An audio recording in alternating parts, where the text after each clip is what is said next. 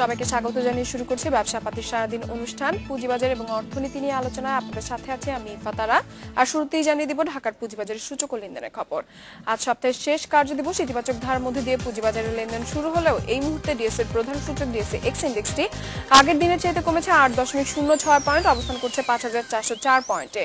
এছাড়া অন্য যে দুটো সূচক রয়েছে তার মধ্যে ডিএস30 সূচকটি অবস্থান করছে 2006 পয়েন্টে, কমেছে 2.73 পয়েন্ট।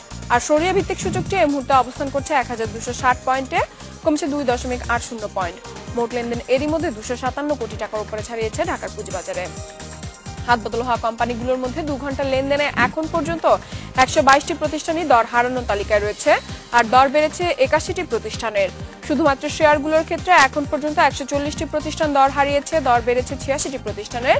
আর শুধুমাত্র মিউচুয়াল ফান্ডগুলোর ক্ষেত্রে 12টি করে ফান্ড রয়েছে দর বৃদ্ধি এবং দর হারানোর তালিকায়।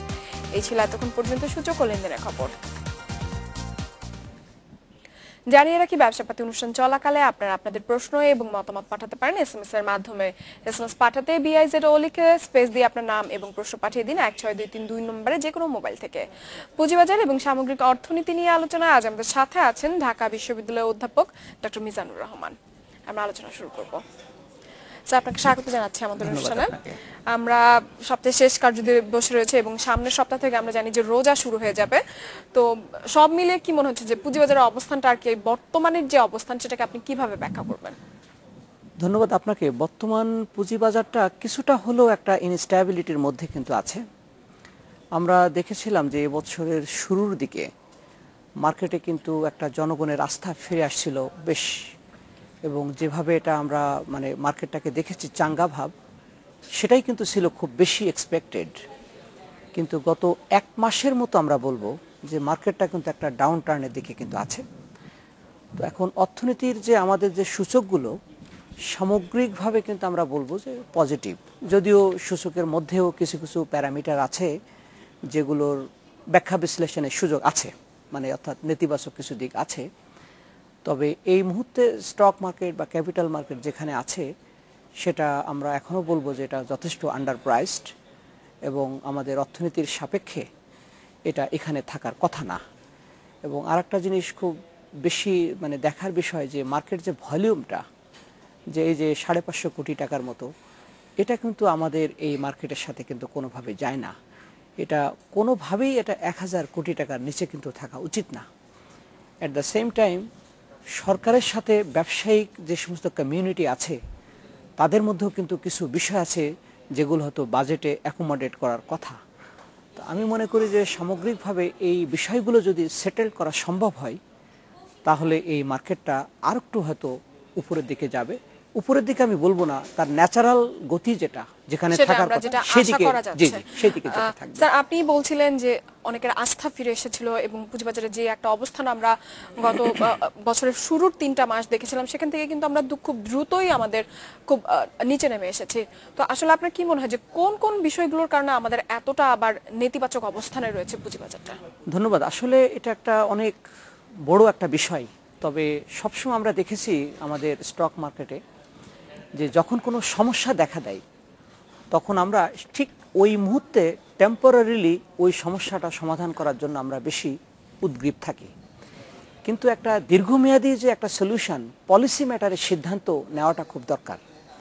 আমাদের Bangladesh securities and exchange commission অনেকগুলো পদক্ষেপ নিয়েছে, কিন্তু এখনো পর্যন্ত অনেকগুলো বিষয় আছে যেগুলো আনসেটেলড।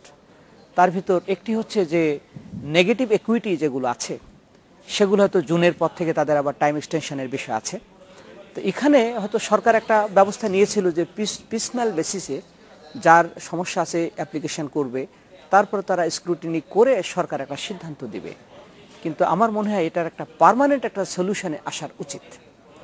আর একটা দিক আছে, আপনি দেখবেন যে ব্যাংক বা ফাইন্যান্সিয়াল ইনস্টিটিউশনগুলোর যাদের বিনিয়োগ আছে ক্যাপিটাল মার্কেটে, তাদের যখনই মার্কেটটা বেড়ে যাচ্ছে তাদের এক্সপোজারের লিমিটটা কিন্তু ক্রস করে যাচ্ছে, এবং তাদের প্রতিনিয়ত কিন্তু তাদের আপনার বাংলাদেশ ব্যাংক বা এসএসসির কাছে তাদের রিপোর্টটা সাবমিট করতে হচ্ছে। এটা কিন্তু একটা কিছুটা হলো প্রবলেম কিন্তু ক্রিয়েট করছে তাদের জন্য, একটা বার্ডেন। আবার যখন ন্যাচারালি বেড়ে যাচ্ছে তখন কিন্তু বলছে যে তাদের যে লিমিটটা ক্রস করেছে, এটার একটা পার্মানেন্ট একটা সলিউশনে আসা দরকার। অ্যাট দ্য সেম টাইম যেটা বেশি দরকার, আমাদের ক্যাপিটাল মার্কেটে যে সমস্ত কোম্পানিগুলো এনলিস্টেড এবং যারা ডিভিডেন্ড পে করছে কমপক্ষে 10%, তাদের জন্য আপনি দেখবেন যে ট্যাক্স পে করতে হচ্ছে 25%। কিন্তু যারা এনলিস্টেড না তাদের দিতে হচ্ছে, অথবা যারা কোনোভাবেই, তাদের কিন্তু 35% তাদের ট্যাক্স পে করতে হচ্ছে। কিন্তু আমার একটা মৌলিক প্রশ্ন, এই কথাটি কিন্তু আমি অনেকবারও বলেছি, যে মাল্টিন্যাশনালস কোম্পানিগুলো কেন ক্যাপিটাল মার্কেটে আসে না? তার মানে হচ্ছে এত ট্যাক্সের সুবিধার পরেও তারা যেহেতু আসছে না, তার অর্থ হচ্ছে যে তাদের যে অ্যাকাউন্টসগুলো সেখানে কোনো না কোনো লুপহোলস আছে। কারণ না আসাটা তাদের জন্য বেশি মানে লাভজনক, সেজন্যই কিন্তু তারা আসতে চাচ্ছে না। এই জন্য আমি মনে করি সরকারের যে এনবিআর যেটা আছে, ন্যাশনাল বোর্ড অফ রেভিনিউ, তাদের এটা খুব বেশি করে খতিয়ে দেখা দরকার যে তাদের অ্যাকাউন্টসগুলো ঠিক আছে। কারণ যখন দেখা যাচ্ছে আপনাকে 10% বেনিফিট দেওয়া হচ্ছে ট্যাক্সের ক্ষেত্রে, কিন্তু তারপরও আপনি আসছেন না, তার মানে হচ্ছে there is something wrong in the whole process. এটা গেল একটা দিক। আমাদের মাননীয় অর্থমন্ত্রী উনি কিন্তু অনেকবারই বলেছেন যে কোনো না কোনোভাবে যে বিদেশি কোম্পানিগুলো এখানে আসবে, এবং আমরাও কিন্তু একজন বিজনেসের ছাত্র হিসেবে মনে করি এই মার্কেটে যদি বিদেশি কোম্পানি মাল্টিন্যাশনালসগুলো যদি এখন যদি আসে, তাহলে মার্কেটের কলেবরটা অনেক বাড়বে। একই সাথে এই মার্কেটের উপর কিন্তু জনগণের আস্থা ফিরবে। কিন্তু আমরা কিন্তু দেখছি যে হ্যাঁ তারা আসছে, আমরা দেখছি, কিন্তু এইভাবে মানে একটা ঢিলে তালে এইভাবে যাচ্ছে, কিন্তু এখনো পর্যন্ত কিন্তু সেগুলো আসে নাই। একই সাথে সরকারি যে কোম্পানিগুলো আছে আমাদের এই মার্কেটে লিস্টেড, তাদের মানে শেয়ারের পরিমাণটা এখানে খুবই কম, এবং অনেকগুলো কোম্পানি আছে যাদের এখানে আসা উচিত, তারা এখনো আসে নাই। তা আমি মনে করি এই মার্কেটটাকে আরও বেশি স্থিতিশীল করার জন্য বিদেশি কোম্পানিগুলোকে যেখানে আসতে পারে সে ব্যাপারে পদক্ষেপ নিতে হবে। একই সাথে দেশীয় বড় বড় জায়ান্ট কোম্পানি তারা যাতে আসে এবং সরকারি কোম্পানিগুলো যেন আসে। প্লাস বাজেটে যদি এই মুহূর্তে একটা ইনসেন্টিভটা যদি দেওয়া যায়, এবং তাহলে আমার মনে হয় যে এই মার্কেটটার প্রতি জনগণের আস্থাটা আরও বেশি ফিরবে, এবং ফলে মার্কেটটা যখনই চাঙ্গা থাকবে তখন বিনিয়োগকারীরা এখানে এগিয়ে আসবে এবং সামগ্রিকভাবে দেশের অর্থনীতির জন্য ভালো হবে। স্যার, বাজেট নিয়ে আপনার কাছে ফিরে আসবো, কিন্তু তার আগে নিব ছোট্ট একটি বিরতি। এরপর জেনে নিচ্ছি 30 সেকেন্ডের একটি বিরতি, সাথে থাকুন। বিরতির পর আবারও ফিরছি পুঁজিবাজার নিয়ে আলোচনায়। স্যার, আমরা পুঁজিবাজার নিয়ে আলোচনা করছিলাম, সেখানে বাজেটের কথা উঠে এসেছিল। তো আমরা জানি যে আর মাত্র 1 সপ্তাহ বাকি বাজেট পেশ হওয়ার, সময় একদম শেষ পর্যায়ে চলে এসেছে। তো আপনার কাছে কি মনে হয় যে সাধারণ মানুষের এই বাজেট নিয়ে প্রত্যাশা কতটুকু? ধন্যবাদ। আসলে আমাদের দেশে যেভাবে বাজেটটা করা হয় সেটা সবসময় কিন্তু দেখবেন যারা ধনিক শ্রেণী তাদের অনুকূলে, এবং সাধারণ জনগণ তাদের এটা বিপক্ষে চলে যায়। যেমন দেখবেন যে লাক্সারিয়াস যে গুডসগুলো, সেখানে আমাদের ট্যাক্স রেট অনেক হাই, দ্যাট ইজ ট্রু। কিন্তু যেহেতু জনগণের হিউজ ইনকাম আছে, সেখানে যদি ট্যাক্স রেট আরও বাড়ানো হয় তাহলে কিন্তু সাধারণ জনগণ কিন্তু সেখানে ক্ষতিগ্রস্ত হয় না। এবং যে সমস্ত এসেনশিয়ালস, একেবারে নিত্য প্রয়োজনীয় যে সমস্ত জিনিসপত্র, সেখানে যদি ট্যাক্সগুলো যদি কমানো যেত তাহলে কিন্তু আমাদের নিত্য প্রয়োজনীয় দ্রব্যের দাম কিন্তু কিছুটা হলেও কম থাকতো। কারণ এটাই বাস্তবতা যে আমরা কিন্তু এখনও একটা বিরাট অংশ, আমাদের দেশ কিন্তু এখনও কিন্তু অনেকটা আমদানি নির্ভর দেশ, এবং সেক্ষেত্রে যদি নিত্য প্রয়োজনীয় জিনিসের উপর যদি ট্যাক্সটা কমানো যেত তাহলে কিন্তু সাধারণ জনগণ তাতে উপকৃত হতো। এটা একটা দিক। আর একটা দিক হচ্ছে যে দেশের অর্থনীতিকে যদি এখন যদি ভাইব্রেন্ট করতে হয়, তাহলে আমি এখনও মনে করি যে ক্যাপিটাল মার্কেটকে কিন্তু আরও বেশি চাঙ্গা রাখা দরকার। কিন্তু এই মার্কেটে আপনি একটু আগে বলছিলাম যে ট্যাক্স রেট যেটা আছে, মানে corporate tax 25% except financial institutions, তো সেক্ষেত্রে আমি মনে করি যে এই ট্যাক্স রেটটা যদি কমানো যেত তাহলে হয়তো যে সমস্ত কোম্পানিগুলো এনলিস্টেড হচ্ছে না তারাও কিন্তু এই মার্কেটে ঢুকতে পারত। এবং একই সাথে আমি মনে করি যে সরকারের একটা মানে ব্যবস্থা থাকা দরকার যে নিরপেক্ষভাবে যে ট্যাক্সগুলো যাতে ধরা হচ্ছে, এবং অন্য অন্য জিনিসের উপর যেভাবে যে পরিমাণ ট্যাক্স আসা দরকার সেটা যেন সরকারের কালেকশন হচ্ছে। কিন্তু অনেক সময় আমরা দেখি যে ট্যাক্স সরকারের একটা রেট আছে, কি হয়তো যখন ইম্পোর্ট করা হচ্ছে, কিন্তু যখন এগুলো কালেকশন করা হচ্ছে তখন কতিপয় অসৎ কর্মকর্তার মানে মানে কর্মকাণ্ডের কারণে সরকারও কিন্তু আপনি দেখবেন যে ট্যাক্স থেকে কিন্তু সরকার বঞ্চিত হচ্ছে। তো সামগ্রিকভাবে আমি মনে করি যে সরকারকে পলিসি ম্যাটারে এটা একটু মাথায় রাখা দরকার যাতে বাজেটে সাধারণ জনগণ উপকৃত হয়, এবং সেজন্য নিত্য প্রয়োজনীয় জিনিসগুলোর উপর যাতে ট্যাক্সটা যাতে কম ধার্য করে। এবং সরকার এখানে আরেকটা জিনিস কিন্তু দেখে রাখতে পারে, সেটা হলো যে ট্যাক্সের আওতাটা আরো বাড়ানো যায় কিভাবে, সেটাও কিন্তু একটা দিক। বাড়ানোর কথা অনেকেই বলছে। এবং এখানে আরেকটা জিনিস আপনি দেখবেন যে সরকারের সাথে ব্যবসায়িক কমিউনিটির ভিএটি, যেটা ভ্যাট বলি আমরা, এটা নিয়ে কিন্তু একটা বিশাল রকম কিন্তু একটা মত পার্থক্য আছে। এবং আপনারা দেখবেন যে আমাদের দেশের এখন যে ভ্যালু অ্যাডেড ট্যাক্স যেটা 15% আছে, সরকারকে আসলে সেটা আদায় করতে পারছে? প্লাস যে সমস্ত ব্যবসায়িক শ্রেণী যারা আছে, যারা ব্যবসা করছে, তাদের এমন কিছু কস্ট আছে যেটা অ্যাকাউন্টসে আনা সম্ভব না। যেমন কোনো ব্যবসায়ী করতে গেলে তার চাঁদাবাজির টাকা দিতে হচ্ছে, এটা কিন্তু তারা হয়তো বলবে না যে আমরা এটা দিচ্ছি। যখন তারা ইম্পোর্ট করতে আসছে, তখন কতিপয় অসৎ কর্মকর্তাকে তাদের টাকা দিতে হচ্ছে। এবং যে সমস্ত জায়গাতে তারা ব্যবসা করছে, তাদের আরও অনেক ধরনের ইনট্যাঞ্জেবল কস্ট কিন্তু আছে। এখন এখানে যদি 15% যদি ইম্পোজ করা হয়, তাহলে আলটিমেটলি কিন্তু এই যে বর্ধিত প্রাইসটা পে করতে হবে কিন্তু ক্রেতা সাধারণকে, সেটা একটা দিক। আবার সরকার বলছে যে না, ভ্যাট থাকবে, হয়তো সরকার কিছুটা কমানোর চিন্তা করছে, কিন্তু এখানেও কিন্তু একটা প্রশ্ন থেকে যায়, যারা ভ্যাট দিচ্ছে তারা কিন্তু ক্ষতিগ্রস্ত হচ্ছে, কিন্তু যারা দিচ্ছে না, কোনো না কোনোভাবে যারা ম্যানেজ করে নিচ্ছে, তারা কিন্তু ভালোই আছে। আবার সরকার যেখানে এটা ইমপ্লিমেন্ট করবে, সরকারে কি সেই পরিমাণ জনবল বা টেকনিক্যাল লজিস্টিক সাপোর্ট কি সরকারের আছে, সেটাও কিন্তু একটা বিশাল একটা প্রশ্ন রয়ে গেছে সবার কাছে। স্যার, এইসব প্রশ্ন নিয়ে আবার আপনার কাছে ফিরে আসবো, কিন্তু তার আগে নিব আরেকটি বিরতি। এরপর জেনেছি আরো একটি বিরতি, সাথেই থাকুন।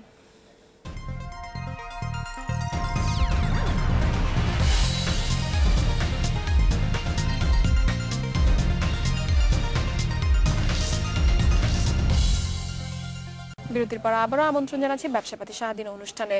ঢাকা ইউনিভার্সিটির অধ্যাপক মিজানুর রহমানের সাথে আজ আমরা আলোচনা করছি পুঁজিবাজার এবং অর্থনীতি নিয়ে। আবারও ফিরছি। স্যার, আমরা বাজেট নিয়ে আলোচনা করছিলাম, বলা হচ্ছিল বাজেট সাধারণ মানুষের প্রত্যাশা কতটুকু পূরণ করা হবে। এর বাইরে আপনার কি মনে হয় যে আসলে বাজেটে যে ধরনের আমাদের দাবি দেওয়া থাকে, সেটা আসলে এবার যে ধরনের বাজেট আসছে, আমরা জানি সবচেয়ে বড় বাজেট আসছে, তার সাথে কতটুকু সামঞ্জস্যপূর্ণ? যে আসলে আমাদের অর্থনীতি তো কলেবার অনেক বেড়েছে, এবং একই সাথে আপনি দেখবেন যে সরকারের ব্যয়ের মাত্রাটাও কিন্তু অনেকভাবে বেড়েছে। বিশেষ করে সরকারি কর্মকর্তাদের যে সরকার পে স্কেলটা ঘোষণা করলো, সেখানে কিন্তু সরকারের যে ব্যয়টা কিন্তু অনেক বেড়েছে। এখন এই ব্যয়টা নির্বাহ করার জন্য সরকারের রাজস্ব কিন্তু বাড়ানো খুবই দরকার। কিন্তু একটা জিনিস আপনি দেখবেন, ইভেন সম্ভবত আজকেও একটা রিপোর্ট বোধহয় একটা পত্রিকাতে দেখলাম, যে এনপিআর এর যে রাজস্বের যে টার্গেটটা ছিল, সেই আদায়ের টার্গেটের কিন্তু আমরা কাছাকাছিও নাই, আমরা অনেক পিছানো আছি। এবং সেক্ষেত্রে যদি সরকার যদি যেভাবে রাজস্ব আদায় করা উচিত, সেটা যদি সরকার আদায় করতে পারত, তাহলে কিন্তু সরকার জনস্বার্থে কিন্তু অনেক ক্ষেত্রে কিন্তু ট্যাক্স রেট কমাতে পারত। কিন্তু যেহেতু এখানে যারা কর্মকর্তা আছে, কিছু লোকজন তো অবশ্যই এখানে আপনি জানেন যে অসৎ লোক আছে, এবং তাদের ব্যক্তি স্বার্থ চরিতার্থ করার জন্য যে তখন যেভাবে যে পরিমাণ রাজস্ব আদায় করার কথা, সেটা কিন্তু আদায় হচ্ছে না। ফলে হচ্ছে কি, সরকারকে তখন কি করতে হচ্ছে, নতুন নতুন পণ্যের উপর, নতুন নতুন বিষয়ের উপর অতিরিক্ত কিন্তু ট্যাক্স ইম্পোজ করতে হচ্ছে, এবং এই বার্ডেনটা কিন্তু সাধারণ জনগণ কিন্তু সেখানে পে করছে। তো আমি মনে করি যে সরকারের যে দিকগুলো করা দরকার, ট্যাক্সের আওতা বা ক্ষেত্রটা কিন্তু বাড়ানো দরকার, এটা কিন্তু ঠিক।